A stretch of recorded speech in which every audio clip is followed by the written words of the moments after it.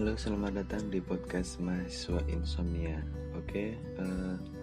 Untuk episode kali ini adalah episode spesial. Jadi membahas tentang tips dan kiat terkait penulisan jurnal internasional yang terindeks Scopus. Jadi ini merupakan audio hasil workshop penulisan yang kebetulan waktu itu saya sebagai ketua panitianya. Untuk episode yang pertama ini, untuk episode spesialnya adalah dari Profesor Dr. Abdul Rahman MSI APT. Beliau adalah dosen dari Farmasi UGM. Selamat mendengarkan, dan juga jangan lupa download materinya. Untuk linknya bisa dicek di deskripsi. Oke Bapak Ibu, ini profil saya, sofa saya sudah tadi katakan lebih dari 110 karena beberapa mau masuk karena sudah accepted tetapi belum terindeks, belum masuk ke Scopus. Indeks saya hari ini 18. Ya, kita sekarang tadi Bapak Ibu, nah ini tadi saya katakan kenapa kita harus suka nggak suka. Kalau Anda itu mau lulus S3, Anda harus punya publikasi.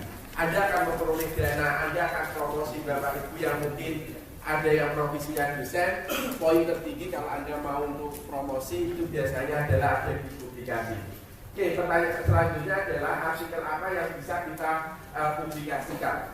Pertama kali Bapak Ibu, tadi dikatakan Pak Roto, kita marah secara negara, kita kalah dengan Malaysia. Tidak hanya sepak bolanya kemarin yang tidak kita kata kalah 4-1, tapi dari sisi publikasi itu kita seperempatnya. Ya, Malaysia 181 ini saya ambil dari Simago, real time. Ya, ini kita pun kira-kira seperempatnya. 181, Indonesia itu 39. Jadi kita seperempatnya.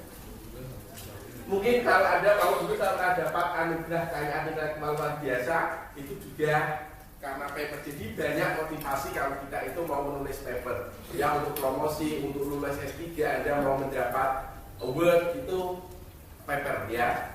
Saya tidak mendewakan paper tetapi kalau Anda punya penelitian yang baik adalah penelitian yang paling banyak dimanfaatkan. Tadi seperti dikatakan Pak Agus Kuncoko, kalau dalam bahasa agama khairun nas anfa'uhum linnas, sebaik-baiknya manusia adalah yang paling bermanfaat bagi manusia.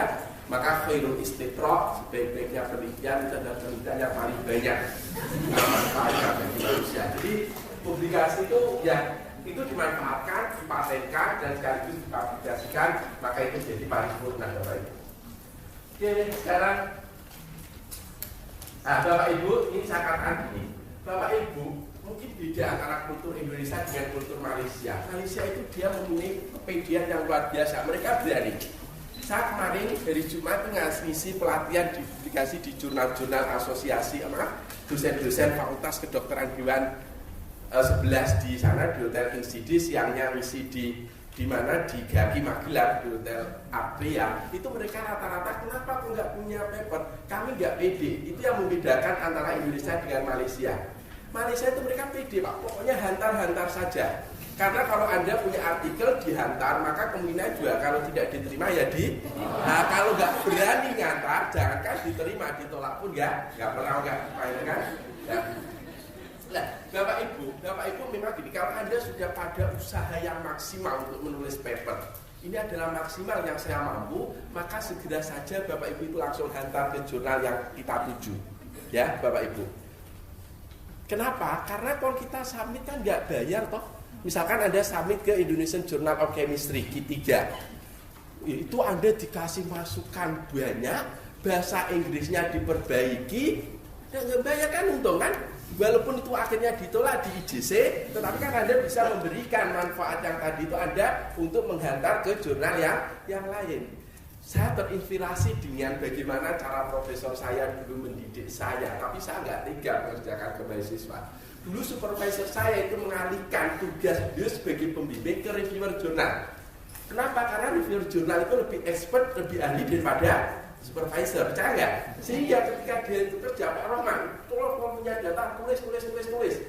Begitu saya tulis, nanti dikomentari banyak, kadang juga dapat surat cinta di reject.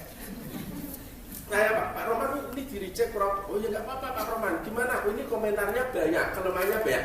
Nggak apa-apa Pak Rohman, itu diperbaiki dan nanti untuk perbaikan disertasi Pak Rohman. Pinter kan dia? Mengalihkan pekerjaan dari seorang supervisor ke reviewer. Karena reviewer jurnal itu mesti bagus. Bapak Ibu, pernah suatu saat saya pertama kali pengalaman publikasi di Journal of the American Alchemy Society. Pertama kali saya dapat itu. Komentarnya bahasa Inggris itu lebih banyak daripada halaman papernya. Betul, karena kalau kita tulis paper misalkan jalan satu dalam page 1 line 1, nanti di bawahnya juga sama page 1 line 1 lagi. Artinya apa? Dalam satu garis itu dia komentarnya lebih dari satu garis. Makanya jumlah halaman komentar bahasa Inggrisnya itu dia jauh lebih banyak. Kenapa itu akhirnya diterima? Karena editornya adalah teman dari profesor saya. Saya yakin kalau itu nggak teman mesti langsung dicek. Ya, sehingga sekali lagi yang hebat bukan saya tapi dulu profesor saya yang luar biasa. Makanya Bapak Ibu strategi kalau Anda yang mau S3 ke luar negeri, negara penting, tapi kalau Anda cari supervisor, carilah supervisor yang editor jurnal. Ya, misalkan Anda kalau sama Profesor Atul Rohman itu, mesti Anda akan dapat banyak karena beliau di editor di beberapa jurnal kimia. Ya, seperti itu strateginya. Oke. Nah, maka Bapak Ibu berani saja, jangan pernah, maksudnya itu berani Anda sudah punya artikel dan itu menurut Anda adalah upaya maksimal sudah dikonsultasikan sama dosennya, berani aja. Jangan pernah menyimpan dulu karena kita bisnis jurnal, publikasi di jurnal kan tidak tergantung dengan Anda. Yang namanya editor itu sangat powerful sekali. Ya, tolak ya tolak, nggak ada banding seperti pengadilan masih ada banding. Ya, gitu. Kalau dia putusannya sudah reject ya akan reject. Anda balas sih kenapa di reject nggak akan dibalas. Ya, iya. Karena dia sangat powerful sekali. Dia ada mekanisme banding. Ya, seperti itu. Makanya kalau Anda punya artikel silahkan langsung diantar aja, tapi artikel yang sudah pada tahap maksimal aja. Oke, mahasiswa sering bingung. Ini beberapa jenis artikel yang bisa Bapak Ibu nanti submit, ya Bapak Ibu. Yang pertama ada bisa dalam bentuk review artikel, piece report, letter to editor, editorial, short communication, original artikel, dan mini review. Kita bahas sekarang. Ini namanya adalah original research article. Original research article itu adalah suatu artikel yang berasal dari suatu hasil penelitian dan dia mempunyai suatu pola dimanapun itu polanya sama, ada introduction, ada matter, ada result dan ada discussion. Itu namanya adalah original research article. Nah, original research article itu adalah suatu artikel yang penyiapannya paling mudah. Kenapa paling mudah? Karena Anda hanya mengubah dari suatu laporan penelitian, dari suatu disertasi ataupun dari suatu tesis menjadi suatu manuskrip. Ingat ya, original research article adalah suatu artikel yang diperoleh dari hasil penelitian. Bapak Ibu, kalau nanti Bapak Ibu submit ke jurnal internasional, maka pertama kali akan disuruh memilih jenis artikelmu itu apa gitu ya. Makanya harus tahu dulu biar sukses di sini. Tentunya Anda milih short communication, padahal nggak ngerti short communication itu apa, ya. Jadi namanya coba sebelum makan dodong nggak nyambung dong nanti ya. Makanya Anda harus tahu betul dari sini. Oke ya, nah, original research article itu seperti ini. Ini sama ya, saya suka kalau publish jurnalnya sama, itu suka. Karena apa? Karena editornya bisa mengikuti ya. Ini S1 yang ada ya. Ini yang ada dari farmasi mesti kenal. Ini S1. Saya S1 riset kita di S1 itu bagus-bagus. Ya. Bukan dosennya yang terlalu membebani berat. Ya ini biasa, penelitian 1 tahun seperti itu. Ya, ini S1. Ini satu kalau nama depan mahasiswa ini biasanya S1. Ini juga S1. Saya ingin mengatakan bahwa kalau mahasiswa S1 aja itu bisa hasil penelitiannya itu bisa publish ke jurnal dengan impact factor yang tinggi Q1 ini di Thomson, Q1 Thomson, maka apalagi kalau S2 dan S3 mestinya bisa. Ya, seperti itu mesti bisa. Saya ingat kalau ada kemauan mesti ada jalan, tidak ada kemauan mesti 1001 alasan. Alasannya Inggris lah, apa itu mesti. Tinggal kemauan kok. ya, makanya Anda harus mau. Oke, Bapak Ibu. Original research article itu dia mesti ada ini introduction, method, result, discussion. Nah, mungkin panjang original research article itu mungkin berbeda, tetapi ketika Anda mensubmit suatu original research article, maka di situ harus ada new information. Biasanya adalah novelty-nya itu apa. Jadi informasi baru yang akan Anda tonjolkan, maka di situ harus muncul di sini. Ya, gitu. Ini saya copy dari buku bahasa Inggris saya kan sudah segini, dari 2 buku yang tadi saya acu ya. Jadi original research article mungkin panjangnya itu berbeda-beda, tetapi dia harus mengandung apa? Informasi terbaru. Ya, oke. Nah, selanjutnya, ini Bapak Ibu lah sekarang tidak ada alasan orang itu tidak punya paper. Karena apa? Karena Anda bisa menulis suatu review artikel. Ya. Bapak Ibu terutama yang S2, S3, hasil penelitian Anda kalau nanti Anda publikasikan itu akan menjadi original research article. Paham? Literatur review Anda, tinjauan pustaka Anda itu harus dibuat yang baik. Supaya apa? Bisa menjadi review artikel. Minta bantuan dosen Anda. Dosen Anda itu dibayar untuk bantu Anda. Ya. Bantu kemudian biar apa? Biar bisa publish ke review artikel. Saya cerita di S3, karena kebetulan saya cover di S3 di sana. Review artikel boleh digunakan sebagai suatu syarat, asalkan dia itu related dengan topik disertasinya. Misalkan kalau disertasinya itu adalah penggunaan spektroskopi inframerah untuk analisis lemak babi misalkan, dia boleh menulis review terkait dengan analisis kehalalan produk. Kenapa? Karena lemak babi termasuk komponen non halal. Itu boleh karena itu related. Kalau disertasinya kehalalan tapi reviewnya tentang farmasi sosial, juga bisa kita terima. Ya, saya nggak ngerti kalau di kimia, tapi kalau di farmasi review artikel itu bisa. Makanya mereka di awal kami kasih tahu, Anda silakan nulis review artikel karena itu bisa sebagai syarat 2 paper lulus tadi. Oke. Nah, kalau review artikel itu Bapak Ibu ya, itu Anda bisa di-invite oleh editornya, dilamar artinya. Ya, ataupun Anda yang aktif. Contohnya ini Bapak Ibu. Nah, ini kami dilamar. Karena dulu riset kami itu terkait dengan halal. Maka begitu itu dilamar, kalau kita itu dilamar, artinya mesti diterima atau ditolak? Mesti diterima, paling-paling ada catatan kecil. Atau kita itu aktif menawarkan diri. Ini ya, misalkan ini. Kami aktif menawarkan diri seperti ini. Ya saya sendiri, saya nulis sendiri. Ya. Istri saya tidur, saya nulis ya. Oke, ini saya publikasikan di jurnal internasional, jurnal of food property. Ini review artikel, ini PPT-nya 1,586. Yang luar biasa ini Bapak Ibu. Ya, ini PPT-nya 4,601. Apply spektroskop. Saya ingin menunjukkan tipnya seperti apa kalau nanti Anda nulis review artikel. Ini juga sama 2014 keluar. Dan barusan saja saya juga dapat apply spektroskopi review langganan dapat. Bapak Ibu yang saya katakan gini, kalau Anda menulis review artikel, maka review artikel itu bisa dipublikasikan ke jurnal yang kitanya itu dia itu hanya menerima review. Seperti apply spektroskopi review ini, itu dia hanya menerima review. Atau jurnal yang selain dia menerima review, tapi dia itu asalnya itu hanya menerima original research artikel seperti Indonesian Journal of Chemistry. Itu kan banyaknya adalah apa? Original research artikel. Tetapi kalau Anda punya review yang bagus juga bisa dimasukkan ke sana. Paham Bapak Ibu ya? Mas Dada, pertanyaan saya, kalau Anda punya review artikel, Anda akan submit ke jurnal yang khusus review atau jurnal yang juga menerima original research artikel? Di mana Bapak Ibu? Pinter, ini yang khusus Pak. Karena kalau yang khusus dia itu memang betul-betul membutuhkan. Tetapi kalau dia itu tidak khusus review artikel, orang Jawa bilang butuh rabutuh. Apa tuh enggak? Terbukti Pak, walaupun factornya ini itu tinggi, saya 3 kali kesini, 3-3-nya masuk, accepted. Tapi yang tadi satu, karena dia itu menerima juga original research artikel, pertama kali saya accepted, saya ulangi lagi, di reject. Iya. Karena apa? Karena dia sudah banyak, saya nggak perlu, kalau nggak bagus betul, dia nggak akan menerima. Tapi kalau yang khusus review, itu dia kemungkinan akan menang naskah dan akan diterima. Itu Bapak Ibu pesan saya.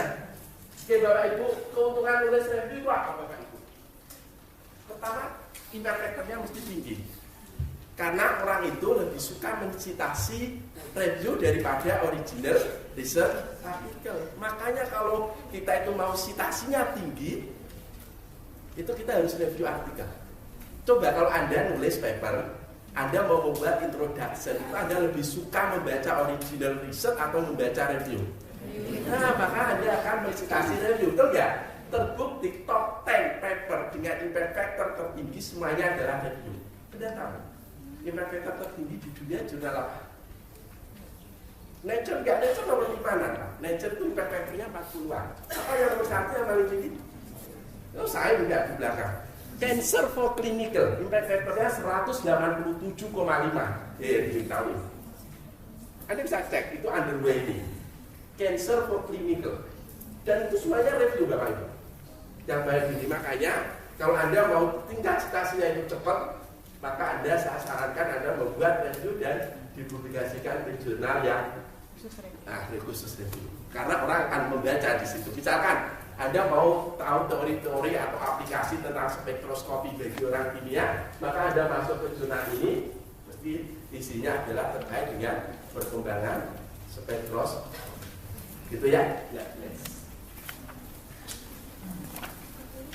Saya, oke.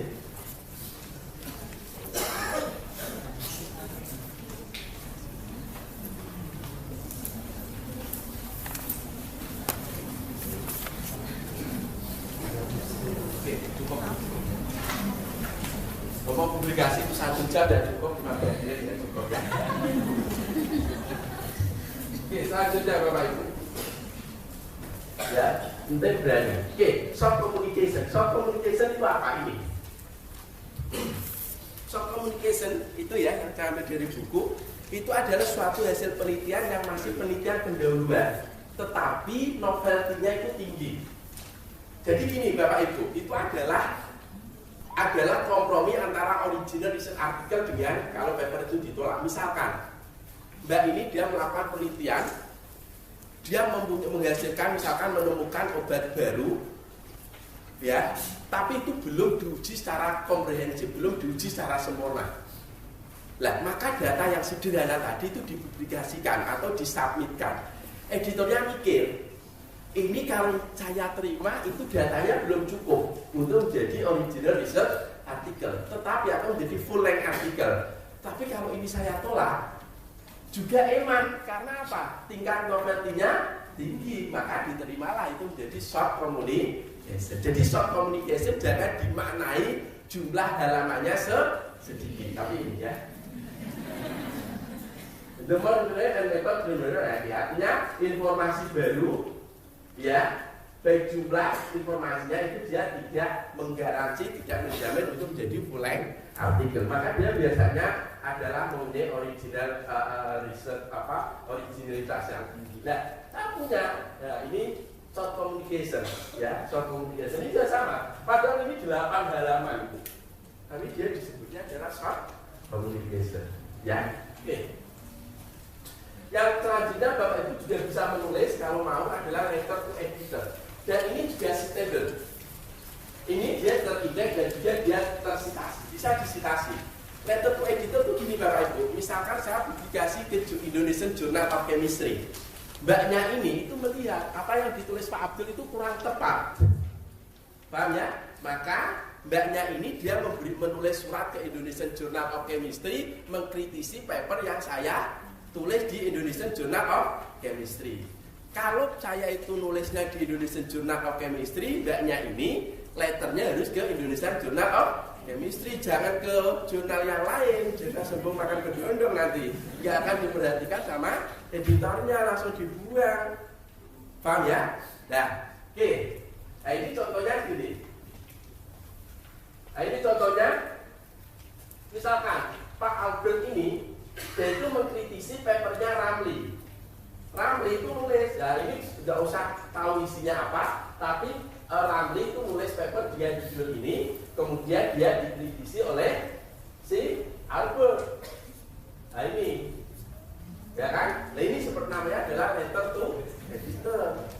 lalu ya waton seloyo waton nulis, kalau nggak bagus tenan ya enggak. Dan ini kan jauh lebih susah Bapak Ibu. Kalau kita belajar taksonomi belum, kemampuan evaluasi kan paling susah, betul nggak? Ya, nah, nomor 2-nya orang Indonesia itu nggak suka menyalahkan orang lain. Makanya level editor yang bagus dari orang Indonesia nggak ada. Kenapa?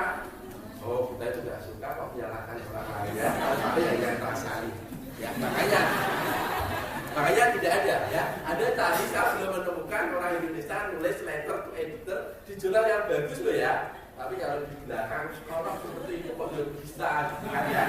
Itu biasanya. Itu salah, itu kelihatannya nggak seperti itu. Nah, tapi dia nggak berani komunikasi secara internasional tulisan. Ini sampai 2 kali Bapak Ibu. Kalian bisa cek di jurnal American Alchemy Society sampai 2 kali. Karena nggak ada titik temu maka dihentikan oleh editornya. Ya. Kalau enggak nanti terus gitu. Oke Bapak Ibu, bagi Anda yang orang kedokteran ataupun farmasi atau apa, ada seringkali itu ada case report. Case report itu misalkan ada seorang dokter atau farmasis, biasanya orang itu dikasih obat paracetamol itu paling kan efek sampingnya hati, tapi itu ada kasus yang luar biasa yang nggak umum, maka itu bisa Anda tulis karena kasusnya spesifik, akhirnya menjadi yang namanya apa? Case report. Itu bisa. Bahkan di internasional ada jurnal yang hanya menerima Journal of Medical Case Report. Ini kalau Anda punya kasus-kasus medik, ini lebih mudah Anda masuk ke sini. Tapi ingat, kasusnya harus spesifik dan tidak umum. Oh, kalau Anda ini saya ada orang minum CTM terus efek sampingnya ngantuk, itu kan umum kan? Jangan laku, ya. Sama, kalau bahasa kami juga kasih apa namanya book chapter, asalkan itu dipublikasikan oleh publisher yang bereputasi seperti ini, Elsevier, itu kita bisa menggantikan sebagai review artikel, bisa untuk sebagai syarat. Tapi harus ya publishernya. Oke Bapak Ibu, sebenarnya ingin saya cerita banyak, tapi suatu saat lagi saya ingin langsung karena waktunya mau habis. Oke Bapak Ibu, sudah Bapak Idan ya, 5 menit, oke ini 3 menit. Nanti yang tim memilih jurnal nanti 2 menit. Oke Bapak Ibu, ini susunan manuskrip. Kalau Bapak Ibu nanti menulis paper, ya nanti Pak Nuryono akan cerita sebaiknya dan apa yang tidak boleh dilakukan. Nah, saya ingin berbagi ke Anda karena dulu saya pernah dimarahin editor gara-gara saya nggak ngerti apa itu cover letter. Jadi nanti Bapak Ibu kalau nulis suatu manuskrip itu original research article ya, itu susunannya ada cover letter, title page, abstract, kami di sini supplementary data. Bapak Ibu, seringkali Anda itu nggak aware ada 3 komponen yang pertama kali itu akan dibaca oleh editor dan itu dijadikan sebagai keputusan apakah artikel Anda akan direviewkan atau langsung di-reject. Ketiga komponen tadi adalah cover letter, yang kedua adalah judul, title page, yang ketiga adalah abstract. Ya, maka Bapak Ibu harus membuat cover letter yang bagus. Cover letter.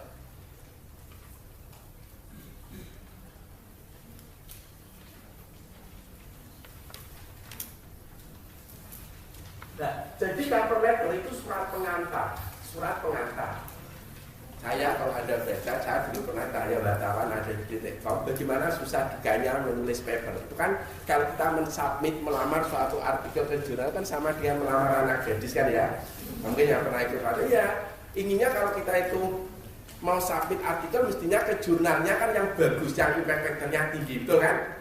Nah, tapi kan kita harus lihat kualitas artikel kita itu seperti apa. Sama lah kalau saya ditanya punya istri ya seperti Raisa Andiana, pengennya. Tapi dengan modal seperti ini ya cukup istri saya nggak ada impact factor-nya pun nggak apa-apa kan gitu ya. Yang penting berindeks fokus. Yang penting kan cara boros ya kan. Nah, ada kan juga gitu toh. Paling-paling nanti kalau syaratnya itu harus terindeks fokus, mesti yang dikejar yang penting terindeks fokus kan gitu kan. Karena prioritas Anda kan lulus, bukan di jurnal yang high impact, ya kan? Nggak apa-apa, orang punya strategi. Pertama cover letter. Bapak Ibu, cover letter itu surat pengantar. Jadi ini yang dibaca pertama kali oleh seorang editor itu adalah surat pengantar.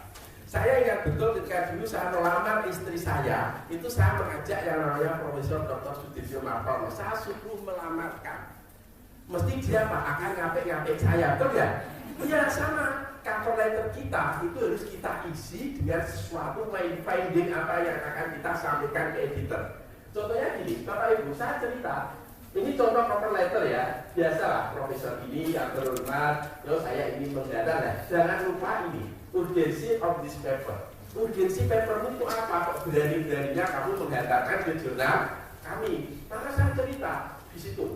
Oh, adanya pemalsuan daging anjing dengan bakso sapi itu menjadi umum. Maka diperlukan suatu metode analisis untuk mendeteksi daging anjing dalam bakso sapi. Oh, saya cerita di sini bahwa ini adalah artikel pertama kali yang melaporkan dia kelepek-kelepek gitu kan ya. Oh dia itu pertama kali.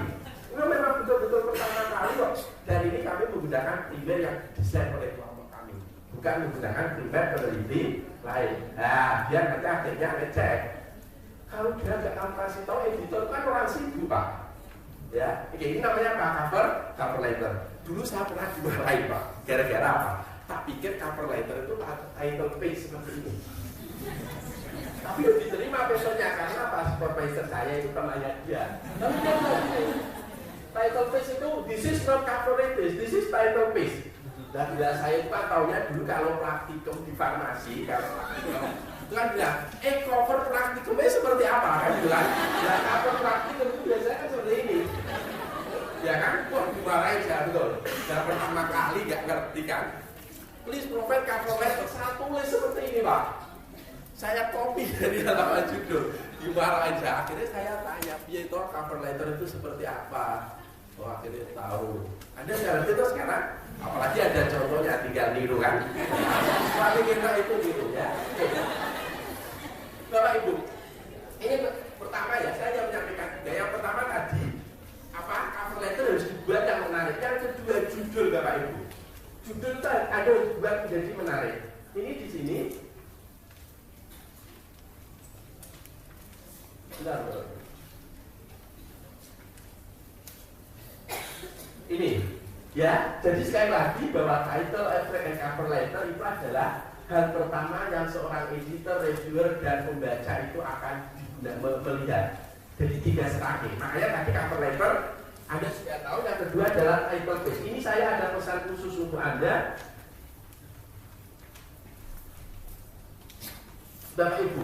Kalau nanti Anda membuat paper, itu bahasa paper itu berbeda dengan bahasa proposal atau bahasa disertasi. Contohnya gini, kalau Anda bahasa proposal, bahasa tesis itu biasanya gini, pengaruh perlakuan A terhadap Z kan gitu kan?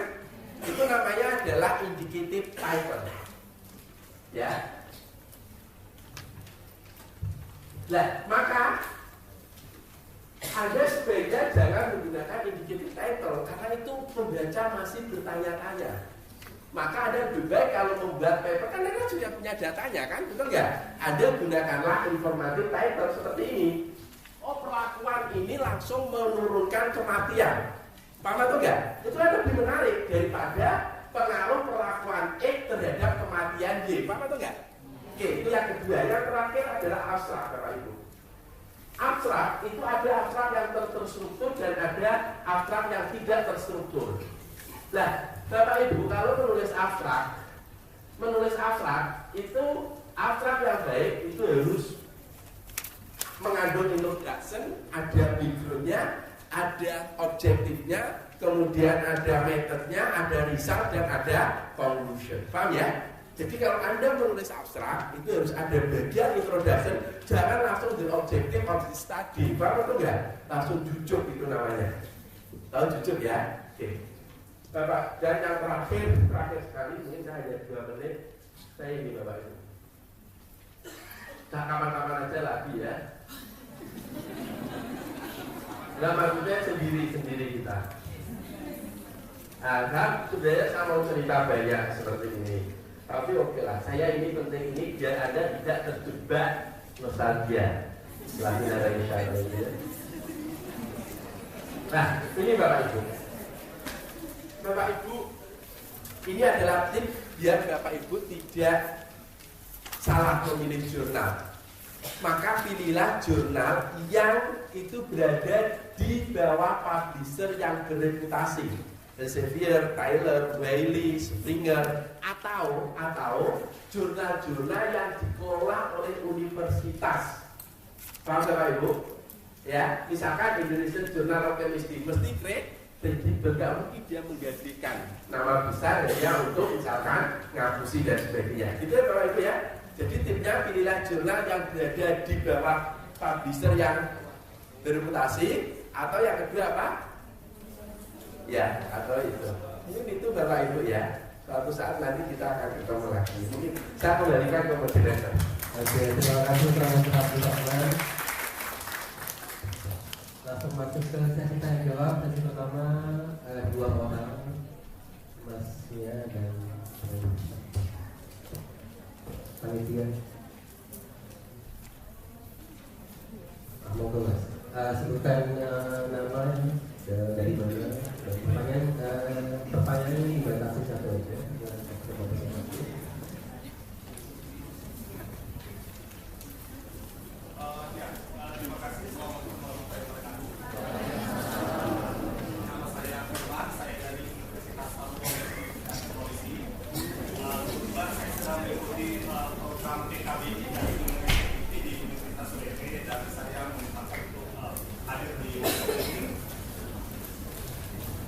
Ya, terima kasih Pak. Pertanyaan saya adalah untuk publikasi di jurnal internasional yang bereputasi itu, berapa minimal untuk parameter supaya bisa diterima, kemudian minimal perlakuan dan ulangan dari sebuah penelitian itu berapa? Kemudian satu lagi, yang sistematika review tadi, kalau misalnya untuk dosen bisa apa tidak begitu Pak, walaupun dia tidak memiliki hubungan dengan penelitian yang di disertasi. Ya, terima kasih, itu saja Pak. Assalamualaikum warahmatullahi wabarakatuh. Langsung aja saya singkat-singkat karena yang mau tanya banyak. Yang pertama Pak, saya selalu menyarankan gini, berapa parameter, berapa ulangan. Kalau ulangan semakin banyak semakin baik. Tetapi berapa parameternya itu tiap jurnal dia punya standar sendiri. Paling enak Pak, selalu saya berikan tip gini, kalau Anda mau submit suatu artikel Anda ke jurnal A, maka Anda lihatlah situs akhir dari jurnal A. Apakah yang dicatat oleh jurnal A itu comparable ataupun sebanding dengan parameternya berapa? Saya kasih contoh gini, di penelitian sosial Anda mau submit di jurnal A. Jurnal A itu kalau melakukan analisis atau dia mengambil pasien, itu sampelnya itu adalah lingkupnya negara. Nah ini jurnal ini lingkupnya kecamatan. Ya itu contohnya ekstrim. Bisa nggak kalau ini saya antarkan ke jurnal tadi? Mesti langsung di reject. Anda harus wise, Anda harus memilih suatu jurnal yang masih menerima artikel yang jumlah sampelnya lingkupnya kecamatan. Kalau dalam bidang kimia, orang-orang kimia misalkan kalau kelindan atau perkawinan farmasi dengan kimia, misalkan aktivitas ekstrak E terhadap antioksidan. Kalau Anda hanya baru ekstrak, Anda submit ke jurnal yang selalu ada struktur kimiawinya, Anda bijaksana nggak? Nggak bijaksana, mesti langsung di reject. Anda harus memilih jurnal yang masih menerima ekstrak. Itu Pak ya, paling enak lihat latest artikel. Ya, kemudian review artikel boleh Pak. Memang enak kalau nulis review artikel itu kalau kita sudah punya record di bidang yang topik yang kita angkat. Paham ya Pak ya? Tetapi nggak usah khawatir Pak. Kalau review Anda bagus, walaupun Anda itu baru S3 belum punya track record dan kebetulan pembimbing Anda juga belum punya track record di situ, tidak ada paper dari kelompok Anda yang Anda citasi, tetap boleh Pak, nggak masalah. Pokoknya harus berani ya itu Pak ya. Oke, pertanyaan kedua dari Bapak yang di atas. Silahkan. Selamat pagi semuanya. Nama saya Baru dari Pasca Kimia UGM. Satu pertanyaan saja Pak. Itu tadi Bapak kan menjelaskan soal soft communication, yang mana itu kan analisisnya sangat tinggi.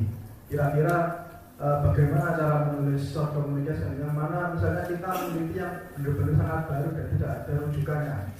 Itu kan kalau misalnya kita citasi kan ada rujukannya sebuah jurnal yang lain, tapi kalau memang ini hal yang sangat baru, itu kita rujukan kemana kan nggak tahu. Nah, itu gimana cara menulisnya, Pak? Masih ya Pak ya? Oke Pak, soft communication itu secara struktur artikel itu sama dengan original research article.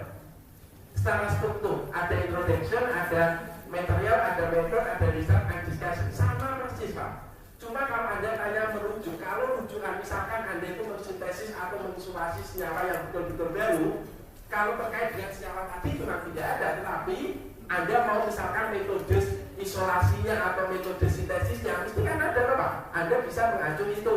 Jadi banyak aspek yang bisa diacu. Kalau senyawa baru itu ya nggak ada, tetapi kan dari cara sintesisnya, gitu kan, dari pendekatan gugus dengan aktivitas kan mungkin bisa, gitu ya Pak ya. Monggo, masih dibuka lagi 2 pertanyaan. Ibu dan Bapak di belakang, tengah.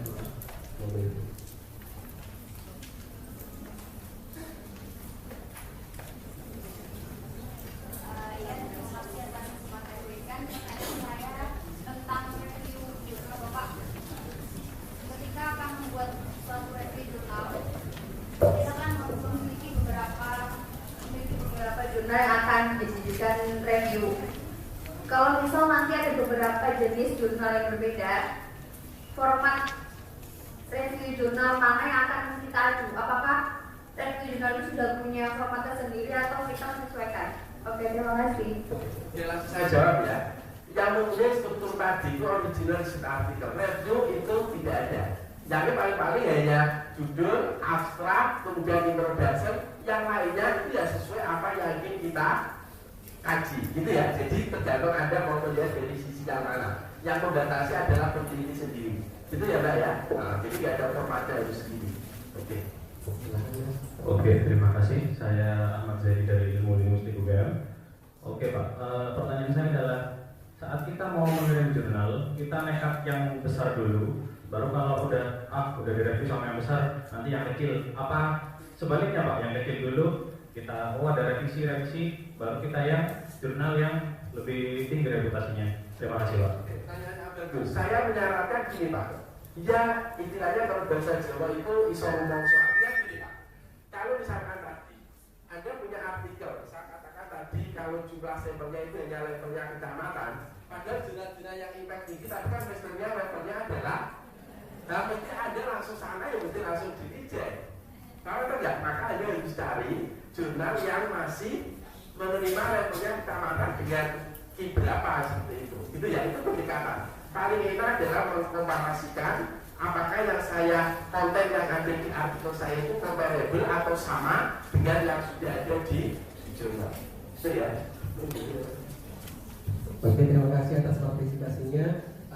Kami ucapkan terima kasih kepada Profesor Abdul Rahman atas presentasinya. Kesimpulan dari kami adalah banyak motivasi untuk membuat suatu publikasi di jurnal. Dan yang paling penting adalah kita pede, percaya diri dan berani untuk mencoba untuk aplikasi untuk submit sebuah paper ke jurnal. Oke, kami ucapkan terima kasih kepada Abdul Rahman. Tepuk tangan sekali lagi.